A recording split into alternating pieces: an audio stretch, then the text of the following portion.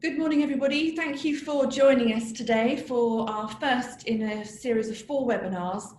Today's Employment Essentials for In-House Lawyers. And I'm very pleased that my colleagues, Helen Cairns-Terry, an associate in our Employment and Immigration team, who's going to speak first this morning, and then the Head of Employment and Immigration, Michael Stokes, is also going to present to you today. You were invited to provide any questions you want to put to the panel. As I say, we've got some questions already lined up, but if you'd like any questions that arise during the course of this webinar, then please do pop them into the Q&A section that's just really on the bottom of your screen, and then we will deal with those once the presentations have finished. As I say, we will, this is the first of 4 webinars. And I hope you find it useful. We certainly do welcome your feedback, both during and after these sessions.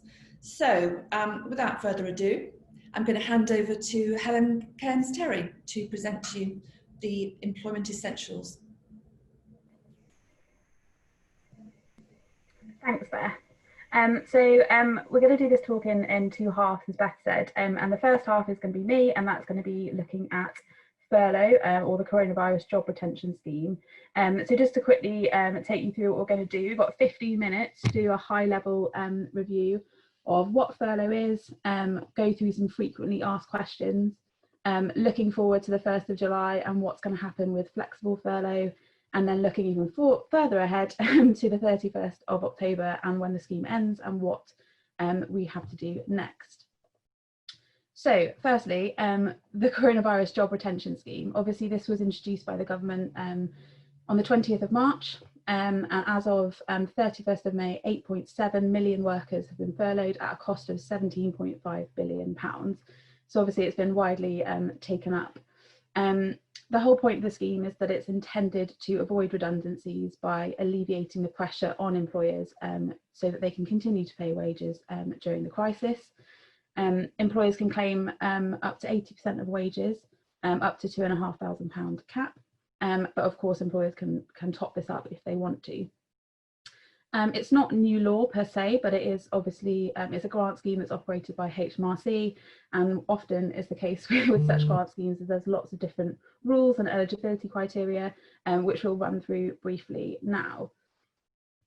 So in order to be an eligible employer, the employer has to have a UK PAYE scheme that's registered on HMRC's real-time information system on or before the 19th of March. Obviously the 19th of March is the revised date, and previously it was the 28th of February, but that was pushed back to allow more people to be captured. Secondly, the employer has to be enrolled for PAYE online, and finally they have to have a UK bank account. So this can include businesses, charities, recruitment agencies, provided the agency workers are paid through PAYE, and of course public authorities.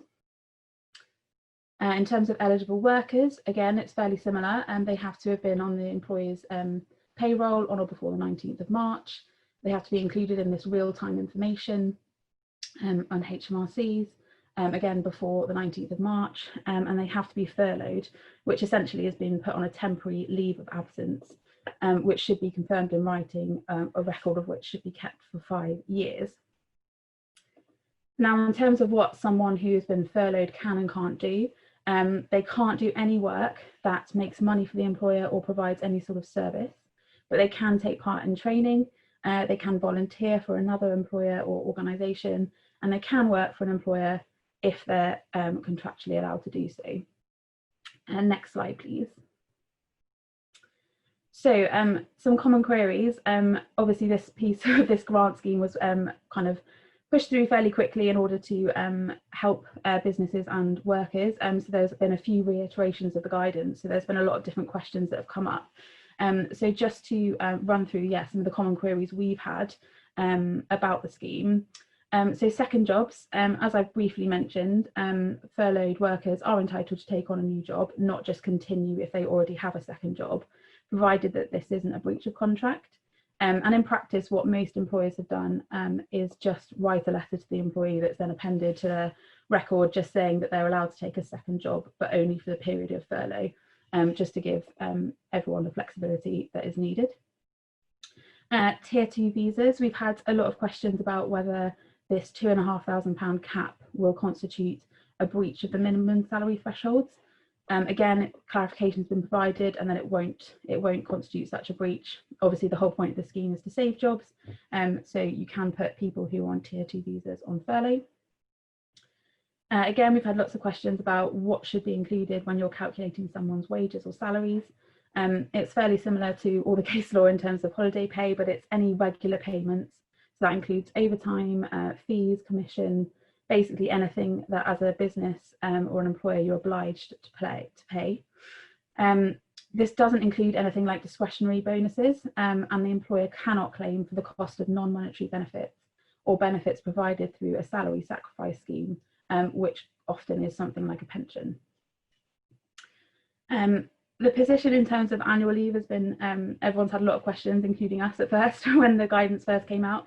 And there's been lots of questions about whether people can be forced to take holiday, whether employees can take holiday without breaking furlough. And the general position is now that employees can take holiday whilst they're on furlough, but they are entitled to their full normal pay as per the usual kind of regulations that govern holiday.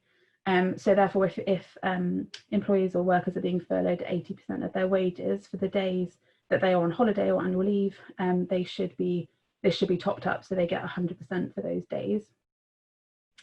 In relation to bank holidays, the guidance says that if the employee usually works bank holidays and it's just a normal working day for them, the employer can agree that this is just part of a normal furlough period and pay them accordingly. If the employee usually takes bank holiday as a holiday day, the employer will either have to top up their usual holiday pay or alternatively give them a day of holiday in lieu that they can take at a later date. A lot of employers are very happy to know they can still require workers to take holiday, and they can also cancel a worker's holiday provided they give sufficient notice.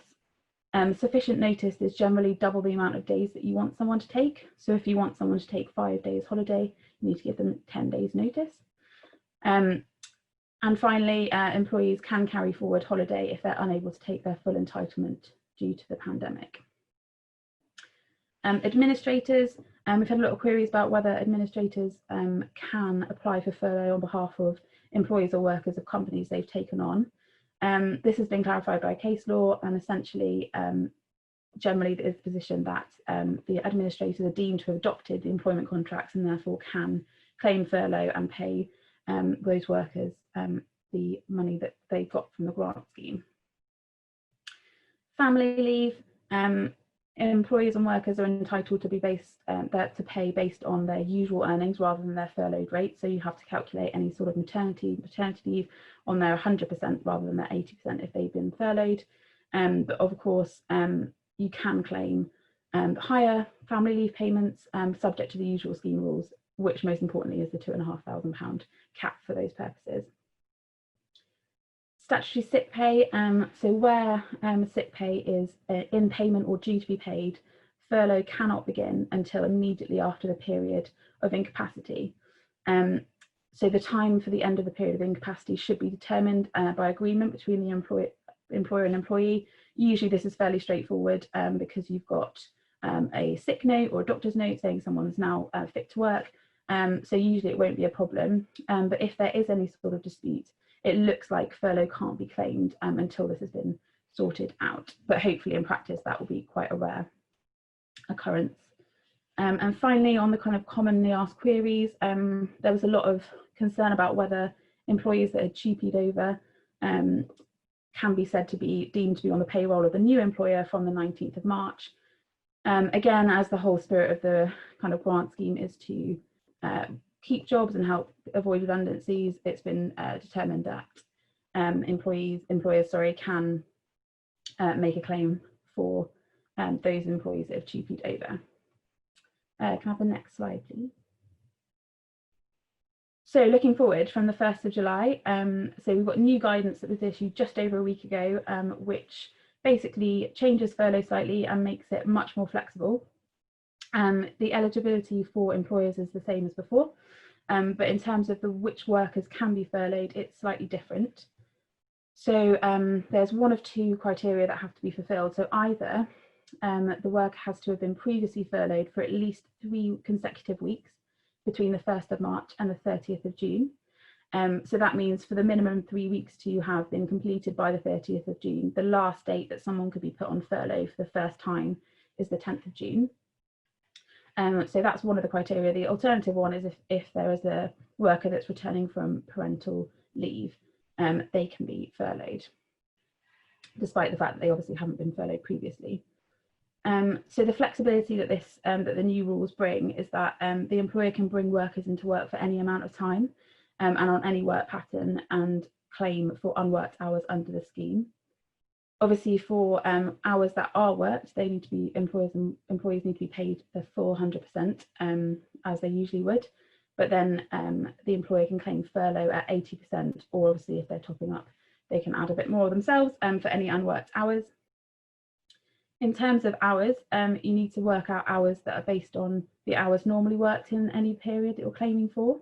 So if it's going to be quite straightforward if someone works the same hours, but if someone works variable hours, you can calculate it by using wages from the corresponding period last year or the average wage for the worker in the 2019-2020 tax year, whichever one is higher. So there is a mechanism for working that out. Of course, businesses can continue to furlough workers full-time, or some of the workers full-time if they're not ready to bring back staff. And finally, furlough can last any length of time now. There's no longer this requirement for there to be a 3-week minimum period, which obviously is helpful if you want to have people working 2 days a week, for example. In terms of the reporting time, the employers have to report and claim for a minimum of 7 days. And how that's worked out in practice, HMRC have actually published some guidance on how that's calculated with worked examples of how you do that for someone who's on a full-time contract, who works variable hours. So if you've got any questions about that, I definitely would encourage you to have a look at that and those worked examples. In terms of the flexibility, obviously this needs to be agreed with the worker, or obviously on a collective basis if you're recognised by a union. And again, similarly as to before, keep a written agreement of the new hours on record for 5 years. The safest approach is obviously to get the worker to send an email just confirming they understand their new flexible hours and terms, but obviously it's going to be very hard for someone to argue that they didn't agree when they've been turning up for work at those reduced hours. Also importantly, you can enter into a flexible furlough agreement with an employee more than once, so there's no requirement that you decide now what's going to happen for the next few months until October when the scheme ends. You can enter into a flexible agreement that says, okay, we think for the first couple of weeks we're going to need you for a couple of days a week, but after those 2 weeks, if you think you need them for more or less, you can just enter into another agreement. Again, it's just trying to give employers the maximum flexibility to try and get back on their feet and get back into a good position. The one slightly odd quirk about this flexible furlough is that you can't claim for more employees or workers in a single claim than the maximum number that you claimed for any one claim up until the 30th of June. So I'll give you an example because it took me a minute to get my head around that when I read it.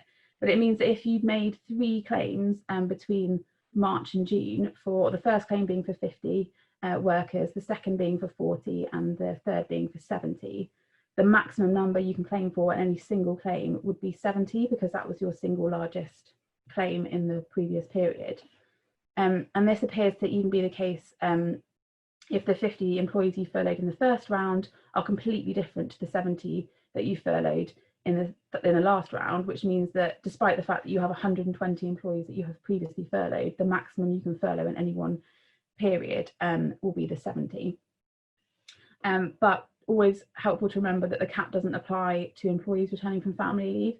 So if you already had 70 people that you were furloughing and you had 3 people returning from maternity leave, those 3 people you could add, so you could have 73 people that you were claiming for. Next slide, please. So this slide just really briefly goes through the gradual increase that employers are going to have to pay from August. So as you can see, the first line says July, everything, so salary, pension and employer NICs all paid by the scheme. From August, that's going to change slightly. So the scheme is still going to pay all the salary and wages, but the employer now going to have to pay the pension and the NICs. From September, again, they continue to pay the pension and the NICs, but then the employer is going to have to pay 10% of the 80% of salary and wages, and then October that increases to 20%. So just something to bear in mind from a planning perspective, and obviously thinking ahead of how much you need to pay on your payroll. Next slide, please. So just very briefly before I hand over to Michael, the job scheme is going to end on the 31st of October, and it's been made very clear that it's not going to be extended. So obviously businesses are going to have to start thinking about what they do. Obviously the idea is that all the workers and employers are able to come back to work, because the scheme was designed so that the employers didn't need to make all redundancies at the beginning of the pandemic and then recruit a whole new workforce when the crisis is over. The idea is that their existing workforce are ready and waiting to resume work. But of course, this relies on businesses being in a much stronger position than a few months ago, and for many, this won't necessarily be the case. So obviously, there's a couple of options that businesses can have a look at. Obviously, the first, potentially most obvious option is just to bring everyone back full-time on their full contracted hours, business as usual, as it were. Secondly, you could agree reduced working hours with some or all staff. Again, having agreement in writing for that will be very helpful in terms of creating a paper trail. Thirdly, businesses could continue to furlough staff, but that would be entirely at their expense, obviously, because the scheme won't be operating anymore. Or finally, businesses will have to consider redundancies. And so I'll hand over to my colleague Michael Stokes, who will run through kind of redundancies and restructuring in more detail now. Okay, thanks very much, Helen. As Helen was saying, it was always said by the government that the furlough scheme wasn't introducing any new law. And you'd then wonder why the whole of the employment bar and half of the employment solicitors in the UK spent the first 6 or 8 weeks trying to work out what on earth it all meant, because it looked like new law to us. I think, in fact, what was going on was some very old-fashioned but difficult law, some of which had never been really addressed, like can you make people take holidays when they don't want to, and the law about layoff and short-time working. And as Helen has said, the furlough scheme is essentially just an elongated state-funded layoff scheme. That's what it's been so far. And from July, it's going to convert itself into a layoff and short-time working scheme. And that's, to an old lawyer like me, is very old-fashioned and familiar law, but from a previous age, when, for example, manufacturing employers would go through periodic downturns and would have to try and preserve their labour force as best they could for when the good times returned. And so had layoff agreements and had short-time working agreements, which had largely died out by the time this current pandemic took hold. And so the rush in March and April this year, the rush to the door that involved both employers and employees, was really the result of those old-fashioned ideas of layoff and short-time working being abandoned gradually over a long period. And as Helen says, now the government's plan certainly is for everyone to return to something approaching normality. Now, of course, for some sectors, that doesn't feel very likely at the moment, but there are plenty of areas of the economy where the last few months have been a massive shock, but employers and organisations are gradually working out where they now stand. And as Helen has said, the furlough scheme was to try to persuade employers not to take any rash and exciting decisions in March and April about making large-scale redundancies, because it obviously suits the government in all sorts of ways to have as many people as possible working, not least because if they weren't working, they'd have to pay their benefits. So the government has had a big stake in trying to keep people at work. And I suppose to a large extent it's worked.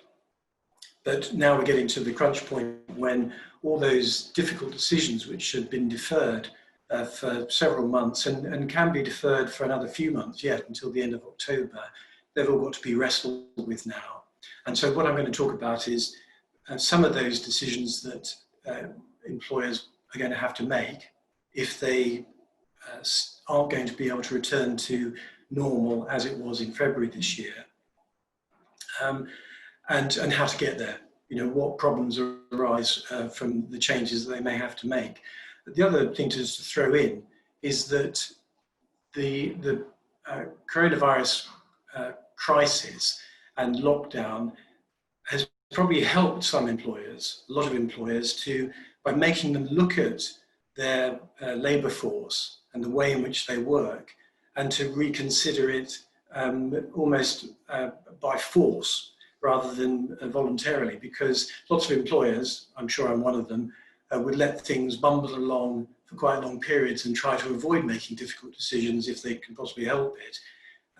But this pandemic has made employers think really seriously about what they need for the future. So let's have a look at some of the things that might come up.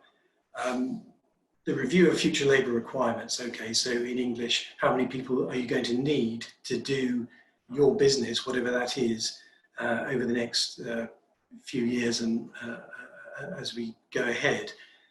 Can employers afford to pay current pay and benefits? That's another part of the same equation. The start of the furlough process involved an extremely quick process of agreeing pay cut for many workers. But because everyone had the same interest at the time, employees and employers, that is, to get out of the building as quickly as possible without catching anything off their colleagues or their bosses, the vast majority of employees agreed to the changes that were imposed for that short period. When everyone is washing back into work gradually, they won't all have the same interest. They won't be thinking that they're trying to save themselves and they're lucky to get 80% or £2,500. They'll be thinking of the future. And so I think for that and for a number of other reasons, employers might find that the furlough process will turn out to be the easy bit, because when people start coming back, they won't necessarily share the same goal as the employer, and they will have all their own personal issues to deal with, their personal health, their family's health, their care, childcare arrangements at home. When people are going home, they all needed to get home. Now, some people want to come back and others will not want to come back for all sorts of reasons. For lots of employers, and I talk to them, for a lot of them, this lockdown period has been busy and has shown them different ways of working, different ways of getting goods and services out of their employees, largely services. If you're in a service sector, or if you have employees who are not manufacturing something, so they have to be physically on the premises, a lot of employers have discovered that it might suit them to have people working from home. And I've got at least one client who's very interested in making that the norm from now on. So not having everyone back. Maybe they're coming to the end of their office lease and it's a convenient time to think about how much space they need in future. So it's not all about employers wanting everyone to come back right away. And in a moment, I'll come to flexible working and future ways of working in more detail. Can I have the next slide, please? Well, obviously, the thing that might happen in a great many cases is redundancy. It's possible now. The policy behind the furlough scheme, of course, its name includes the words job retention, was to try to persuade employers not to make anyone redundant, but it's always been possible for employers to do that, and still is, and will be over the next 4 months. And once furlough is ended, then of course employers are just on their own. They've got to make their plans or have made their plans. Problems that arise when you're trying to make people redundant currently, where people are furloughed or we're in some level of lockdown, practical things like communication. How do you communicate with your workforce? If you're in a factory and you can call everyone into one room and talk to them about the situation, that's the first stage of your consultation process sorted out. But if they're all at home and you've got to get them on a Zoom call or Microsoft Teams meeting, or get them to look at their emails or even a text, that's more complicated. The next level up from that, consulting with them, also complicated. The cases in which I've been involved over the last few weeks where consultation has been required have all so far been successfully done via Zoom or equivalent. And even where employees have been able to have someone accompany them, in inverted commas, that person too has been on the Zoom call or the Teams meeting or whatever, and that has worked. I haven't had any cases so far where anyone has refused to take part in that sort of consultation in that virtual way. There could also be hybrid arrangements where some people are back at work but are being spoken to about redundancy, whereas others are still furloughed and are being consulted about redundancy. That's a very practical problem. One clarification that was made, one of the many clarifications of the furlough scheme that came out after it was first published, was that trade union officials, if this is relevant to your workplaces, trade union officials can still, whilst they are furloughed, trade union representatives, I mean shop stewards, site representatives, can still accompany and provide support to their colleagues as trade union officials without breaching the furlough regulations, because that was something that came up pretty early on. I think it was relevant at BA, for example. The unions wouldn't consult because their furloughed trade union representatives were saying that they weren't allowed to take part in collective consultation because otherwise there'd be a breach of furlough. The government clarified that pretty much in favour of employers. What can be funded by the furlough grant? Well, notice pay. There's absolutely no reason why someone can't be on notice, either working their notice or being furloughed during their notice period, and the government part funding that. I think the point about that is, and I may probably come back to it in a moment in later slide, is once you're paying someone notice pay, you'd have to have a terrific reason for not paying them 100% of their normal pay. I haven't got time to go into all the technical reasons for that, but just on a practical level, if someone has been furloughed and has signed that document or sent that text saying they're happy to be furloughed for 80% or £2,500, they're doing that impliedly, I'd say, just for the duration while they're not being made redundant as part of the deal.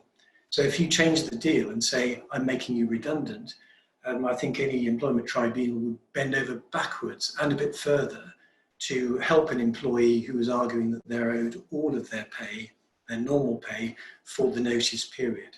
There's more fancy, complicated arguments about that, but that's where I'd start from if I was an employer. I mentioned they're delaying the termination date. Fairly early on, I had a few cases where employers were making redundancies already. They wanted to make those redundancies before COVID-19, before lockdown, before the furlough scheme, and they went ahead and made the redundancies, but they delayed the termination date and relied on government money to pay the employee during that period. And initially, of course, the furlough scheme was only going to last for a short period, I think until the end of June initially. And so one agreement I helped with had a termination date at the end of June, with pay in lieu of notice coming after that and a redundancy payment. In the meantime, the pay was limited to the furlough pay, the furlough grant, and that helped the employer and the employee. That's still possible. It's possible without a settlement agreement. I think if you were going to enter into that sort of agreement, though, I'd still fancy a settlement agreement to give an employer some security. Can I have the next slide, please? Redundancies, how many and when? Well, the magic number is 20. If an employer is proposing to make 20 or more employees redundant during a 90-day period, then the duty to consult collectively with a union or with elected representatives kicks in. What does propose mean? Lots of legal arguments about what proposing means. The law behind the UK law on consultation, collective consultation, talks about contemplating redundancies. That's in the directive. Collective Redundancies Directive, and I think that is possibly a little further back in time. I think you can contemplate redundancies of a morning while you're walking the dog, but proposing redundancies is a bit stronger than that.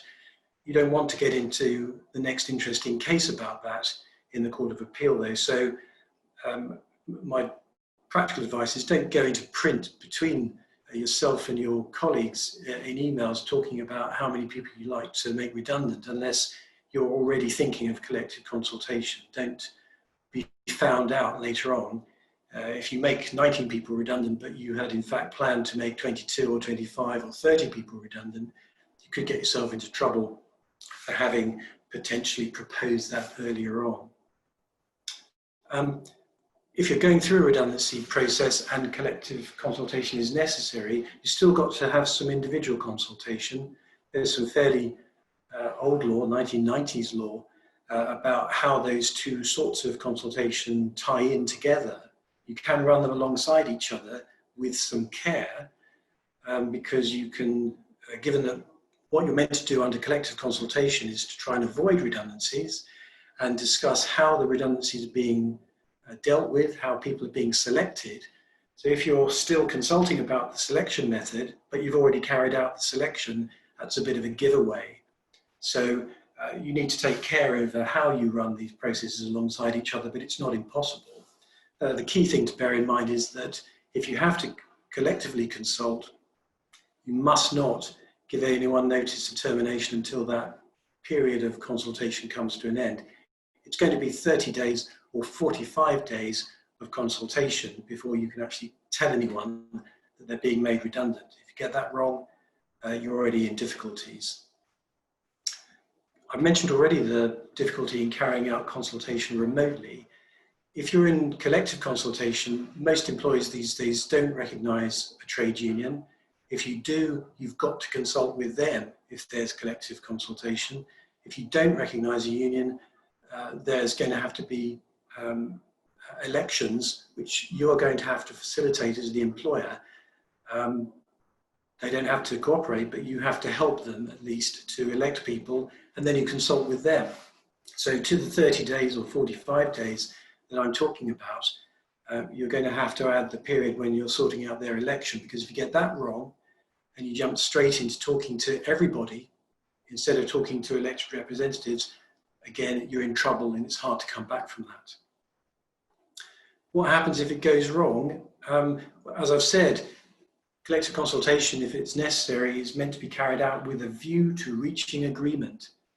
So if you decide everything before you start the consultation and you've carefully emailed that to your managing director and you shared all that internally, then you're stuffed, to use the technical expression, because the employees, if they make a claim against the employer, are going to get disclosure of those documents, and they'll know that the consultation that took place on paper was completely insincere and wasn't with a view to reaching agreement. It's not also about just consulting for the minimum period. As I say, if you get found out and it's discovered that you had decided exactly what was going to happen before you even asked for representatives to be elected, you've lost the protective award claim that the employee could bring. That protective award claim is a difficult and expensive one for employers. If you get it wrong, badly wrong, the compensation for each affected employee starts to be assessed at 90 days gross pay each, 90 days, and comes down depending on how hard you've tried not to get it wrong. If you go into the whole process having decided exactly what's going to happen, you're looking at a very big bill if you get it wrong. So collective consultation, take care. Could I have the next slide, please? Changing terms and conditions. This is not new law. This is the same as ever. You can't go around unilaterally changing someone's terms and conditions. You can do things that are already in the contract of employment, because then you're not changing the contract, are you? You're just operating it in a slightly different way. If you need to change someone's shift pattern from one established pattern to another established pattern, both of which are in the contract, you just give some reasonable notice and you can get your way. But if you want to change someone's pay, change their benefits, change their days of working, change the total number of days they're working, then that's unlikely to be in an existing contract. You're going to have to seek agreement. It's best to start by doing that. If you can't get agreement, then you may end up at the end of a process having to dismiss people on notice, on proper contractual notice, having gone through a consultation with the employees and, crucially, collectively. Because if you are making changes to the contracts of 20 or more of your employees for reasons that are not unique to those employees, and in English that means, for example, cutting their pay. If you're cutting the pay of 20 or more people within a period of 90 days by dismissing them, that is deemed to be a redundancy, and you have to go through collective redundancy consultation. And all those things I just said about the timing of the consultation, the sincerity with which you enter it, and the delay before you can give a notice of termination, that is all relevant to this situation, even though it's not actually a redundancy. It's treated as if it's going to be a redundancy if you're talking about 20 plus employees. I think the big advice on this is to sort out what you want to achieve and engage with the employees. As an employer at the moment, as an advisor to an employer at the moment, you are sitting in front of the biggest potential redundancy situation the world has ever seen. So there's no absence, there's no problem about finding a reason why you want to make the changes you want to make. So as a tribunal, if it ever gets to assess the fairness of that dismissal, is going to find that you've got a terrific reason for making the changes because everyone knows about it. You're not doing it to pay more money to your shareholders, you're doing it to save the farm. So that's a good start for an employer in this situation. It also means that employees are much more likely at the moment to accept changes that they might otherwise resist at other times. Ultimately, though, if it goes badly and you have to terminate employees' contracts on notice, you are dismissing them, even if you're offering them new terms and conditions. And so they can make a claim for unfair dismissal, even if they take your new terms. So you have to terminate their employment on notice. That's the dismissal. They might sign up to your new terms and still make a claim for unfair dismissal. I wouldn't necessarily fancy that claim if I was the employee in this situation, because, as I say, the employer's got a clunking great reason for wanting to make the change that a tribunal is going to understand. As long as the employer gets its procedure right, that's not hard. If you get advice, you should be okay in most of those situations. Key things: don't miss the duty to consult collectively and put in some form of consultation as a starter to avoid having to make any, to terminate any contracts on notice anyway. Could I have the next slide, please? Last slide here is just about changes to the ways we work. We've just gone through we're going through a massive flexible working experiment involving most of the UK workforce. Whereas a few months ago, if many employers had been asked by employees for flexible working, they would have said it couldn't be done.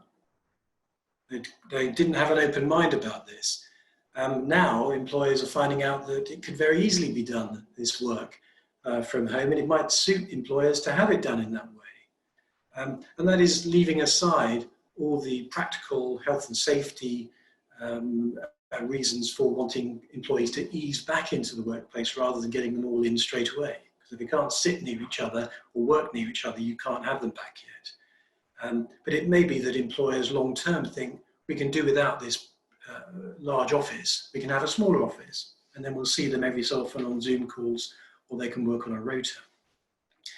Changes like that are just like changes to pay and conditions. So if you want to change someone's days of working in an office or make them work at home when it doesn't say so in their contract of employment, that's a change just like cutting their pay. And so you have to go through a process of consultation, trying to agree it, and ultimately, if you want to make it happen and force the issue, dismiss on notice and offer re-engagement on those new terms. As ever, consult. Try and avoid terminating anyone's employment on notice. don't impose it unilaterally unless you love risk and you love going to the tribunal. Don't do that.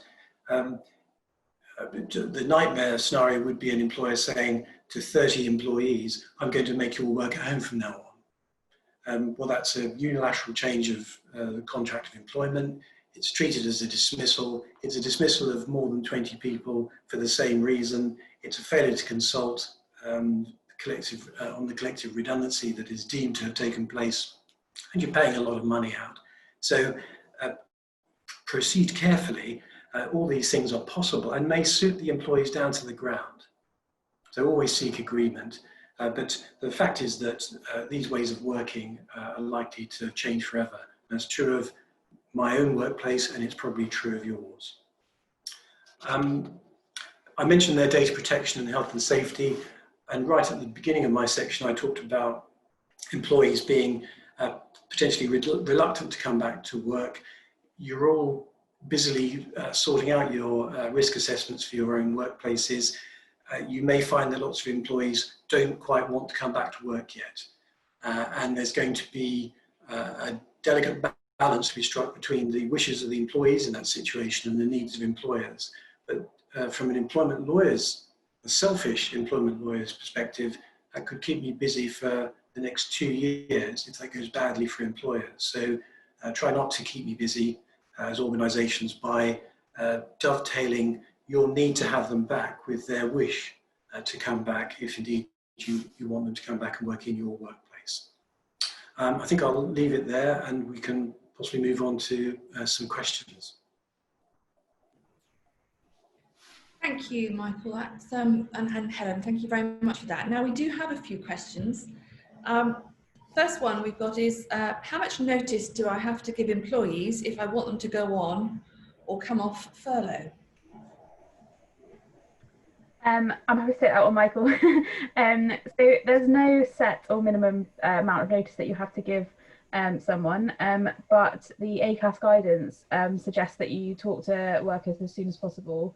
Obviously plans are changing and developing, so that might not be many days, but as soon as you kind of have plans, just try and speak to them and also encourage them to raise any concerns or problems they're going to have in returning to work. So obviously with schools being shut, they might have struggles with childcare, or they might have someone very vulnerable in their family who's shielding, for example. So just kind of encourage them to raise any concerns. But yeah, basically it's all about communication and kind of keeping those channels open, really.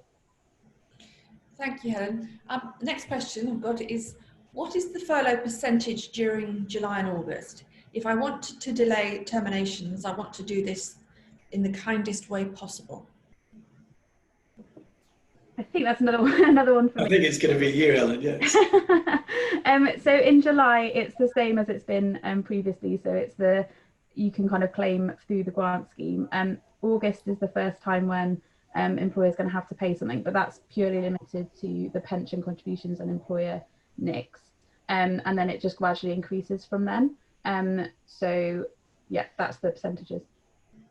I think the point to add about that is that this is a short-lived and complicated period when employers can have some money from the government. If there were no furlough scheme at the moment and employers were just trying to work out when and how to make people redundant, they'd be fine with that because they're used to doing sums like that. The only complication in this case is that someone is giving employers some money partially to fund all this. And I suppose if you're an employer and you start with that attitude, the difficulty of looking at Helen's chart and working out how much you might have to contribute where it feels so bad. One of my general points I make all the time about the furlough scheme is that it's just a grant application. That's all it is. As we've said before, it's not new law, it never has been. It's just rules for claiming some money. And so if you're making plans for making people redundant over the next 4 months, all you're doing is checking how much of that money you can have from Rishi Sunak. Thank you very much. One further question. Can I argue that I need to reduce all my employees' pay by a percentage because the impact of COVID if I believe that the business is in jeopardy? So I'll take that one. Well, yes, that comes under my category of saving the farm, I think. Forget COVID-19, go back in time 5 years. If all your orders fell off a cliff and you couldn't see where your next sale was coming from, then as an employer, as an organization, you know straight away that you're going to have to do something about that. And the remedies that these days are mainly open to employers are to cut terms and conditions or cut headcount or both. And when an employer needs to make those changes, there are ways in which you can do that. And the only thing that prevents it in any way or makes it complicated for employers is that need to seek agreement, to consult before making irrevocable decisions, so as to be fair if there have to be terminations. And that's always a bit complicated, but it's not that complicated. And as I said earlier on, the current situation is probably, I've seen a few recessions of different kinds, a banking crisis, a few industrial manufacturing recessions over the years. This is the most obvious reason for making headcount reductions or changing people's terms and conditions I've ever come across. So that's one tick in the box. If you're ever up in front of the tribunal, you're not going to have to persuade anyone that your business was having a bit of trouble during a pandemic when no one could leave their houses for several weeks. Thank you, Michael. One more here is, how did the guidance on furlough end up on the question of holidays and holiday pay? Yeah, well, so in terms of holiday, I think I briefly mentioned it in my part of the presentation, but in terms of holiday, people can take holiday whilst they're on furlough leave, but they have to be paid 100%. So if you're claiming, you'd have to top up essentially to the 100%. So yeah, I don't know if you've got anything more to add on that, Michael. Yeah, I mean, it's one of my hobby horses. It's part of the it's not new law heading. When everyone was examining every single version of the guidance on furlough as they were coming out, they were looking for golden rules about holiday. People didn't even know at the beginning whether it was possible to be on furlough and be on holiday at the same time. We were worried a few months ago that if you got to a bank holiday, if you got to Easter and someone was on a bank holiday, would that interrupt the 3-week minimum period of furlough to wreck the grant application? And gradually those points fell away. Big one that never got sorted out and still hasn't really been sorted out, even by the government, is this idea of forcing someone to take holiday when they don't want to during furlough. And that is not a new problem. That's just a problem that's existed since the working time regulations came in 1998, where employers were given the right to give notice to employees to take a holiday. As long as they gave the right amount of notice, they could make them take a day off as a health and safety measure effectively. But it's hardly ever happens because, as we know, you usually agree your holiday. It's usually scheduled, it's bank holidays, it's summer shutdown, it's Christmas shutdown. You book it through your boss. There's almost never a time when an employer makes someone take a holiday. So there's hardly any case law. In fact, I'm not aware of any case law about it. When furlough came in and people were stuck in their 15th floor flat with 10 dogs and 5 children running around, the issue came up whether under EU law, that health and safety measure of being able to take paid holiday to rest and recuperate could possibly be satisfied when you were imprisoned with all these maniacs in your tiny flat. So could that be a health and safety related break from work, which is what it was meant to be under the Working Time Directive? And if you look at the most recent government guidance, specifically on holiday and furlough, you'll see that they raise the question and then they walk away from it. They just say that's very interesting and then don't answer the question because they don't want to.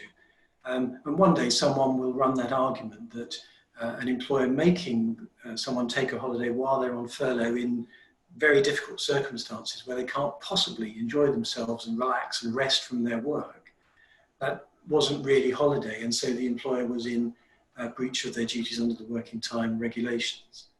So, as I say, that's an example of the furlough scheme not being new law, but just scratching a very old and difficult bit of employment law that no one had really got to the bottom of. Thank you very much. I haven't got any further questions for you, but just want to thank both Helen and Michael for a very comprehensive presentation today, which has been really useful. Just so you're aware, I mentioned at the outset, this is the first in a series of webinars on Tuesday morning for the next 4 weeks. The next one on the 30th will be on regulatory essentials for in-house lawyers with Kamal Chauhan, one of our regulatory specialist partners. Thank you all for joining us today. We will send you through a recording of this webinar and links to our future webinars in the next few weeks, together with a quick questionnaire. And probably yawn at the thought of a questionnaire, but if you could fill it in for us and let us have your feedback and any proposals for any other webinar topics that you would like to be covered, that would be much appreciated. But apart from that, I'd just like to say thank you very much for attending today, and I hope to see you all again soon, and I hope you have a good day. Thank you then. Bye-bye.